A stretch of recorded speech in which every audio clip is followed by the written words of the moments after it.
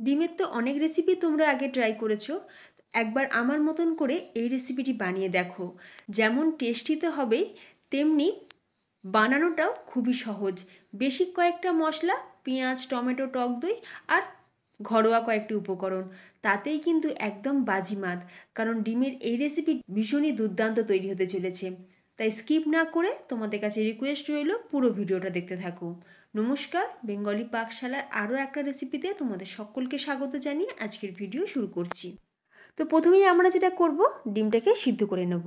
তো ডিম সিদ্ধ করার জন্য একটা সসপ্যানের মধ্যে আমি 6টা ডিম দিয়ে দিলাম। এবার আমি দেখো জলের মধ্যে দিয়ে দিচ্ছি অল্প পরিমাণে একটু নুন, আর দিয়ে দেবো ভিনিগার। অনেক সময় দেখবে ডিমের মধ্যে ক্র্যাক থাকে, যেটা বোঝা যায় না। সিদ্ধ হয়ে যাওয়ার পর ওই ক্র্যাকের জায়গা থেকে ডিমটা বেরিয়ে আসে, আর যার ফলে ডিমের শেপটা একদমই বাজে লাগে।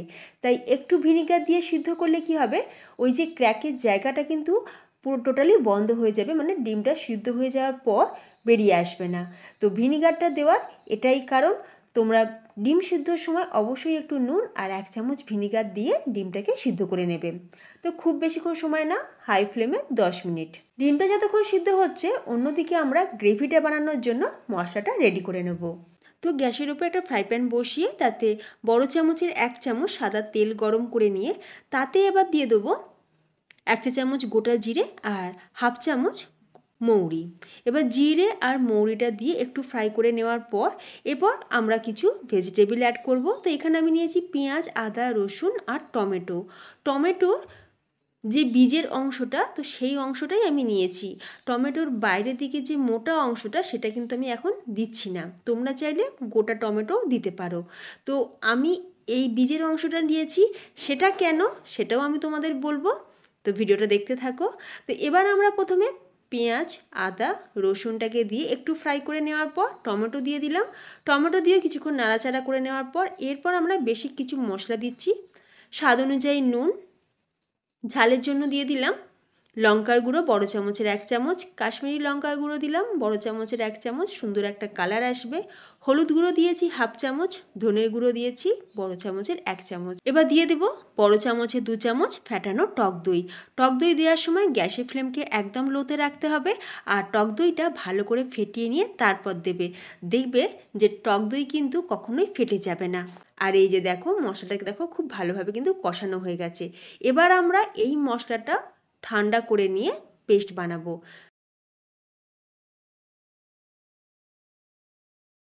আর অন্যদিকে দেখো ডিমটাও সিদ্ধ হয়ে গেছে। তো আমি ডিমের মধ্যে ঠান্ডা জল দিয়ে রেখেছি।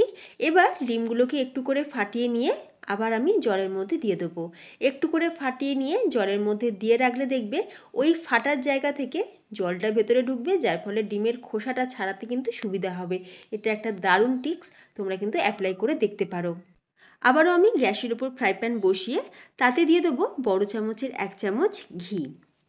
এবার এখানে আমি কিছু ভেজিটেবল কেটে রেখেছি, যেমন পেঁয়াজ কেটে রেখেছি একটু কিউব করে, কেটে রেখেছি টমেটো।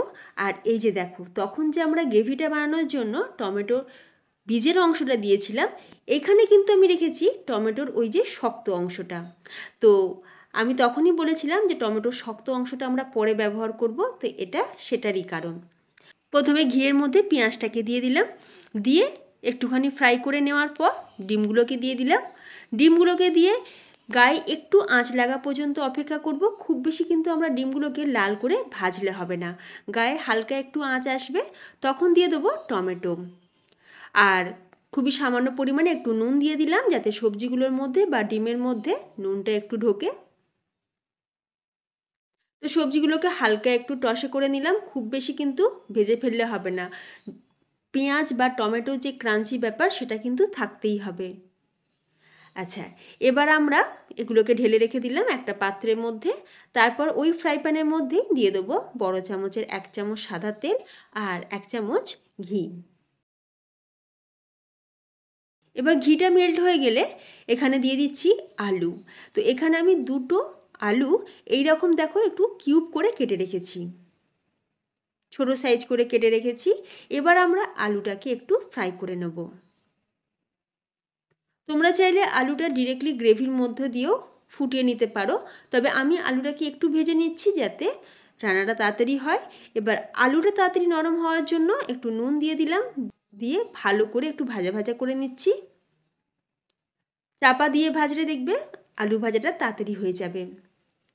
তো আলুটা তো নরম হয়ে গেছে, এরপর আমরা দিয়ে দিলাম সেই পেস্ট, যে মশলাটা আমরা ফ্রাই করে নিয়ে পেস্ট বানিয়ে রেখেছিলাম। তো সেই মশলাটাকে দিয়ে খুব ভালো করে এবার একটু কষিয়ে নেব। গ্যাসের ফ্লেমকে লোতে রেখে খুব ভালো করে একটু কষিয়ে নেব।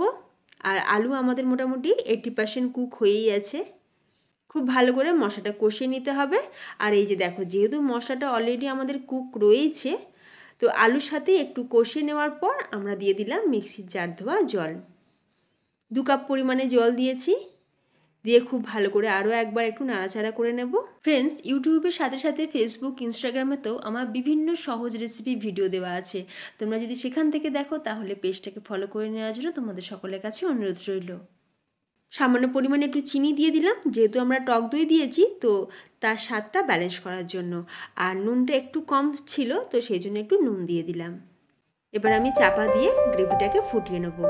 এই যে দেখো, গ্রেভিটা কিন্তু খুব ভালোভাবে ফুটেও গেছে, আর আলুটাও কিন্তু আমাদের প্রপারলি কুক হয়ে গেছে। একটা আলু তোমাদের আমি একটু চেক করে দেখাচ্ছি। আর এই যে দেখো, আলু ভালো মতন কুক হয়ে গেছে। এরপর আমরা ভেজে রাখা ডিম, পেঁয়াজ আর টমেটো একসাথে দিয়ে দিলাম। দারুণ টেস্টি ডিমের দো পেঁয়াজা তোমরা বাড়িতে কিন্তু একবার হলেও এইভাবে বানিয়ে দেখো।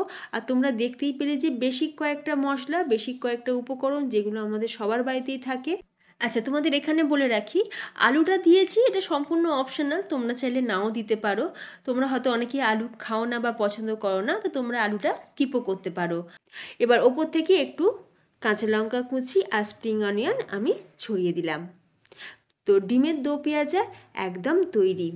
আমি এটা ভাতের সাথে সার্ভ করব, তাই একটু গ্রেভি রেখেছি।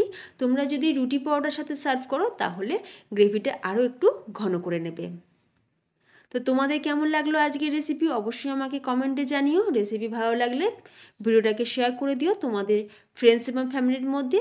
আর তার সাথে চ্যানেলটি সাবস্ক্রাইব করে পাশে থাকা বেল আইকন প্রেস করে রাখবে, তাহলে আমি চ্যানেলে যখনই ভিডিও আপলোড করব তার নোটিফিকেশন সবার আগে তোমাদের কাছে পৌঁছে যাবে। তো ভিডিওটা আমি এখানেই শেষ করলাম। ধন্যবাদ।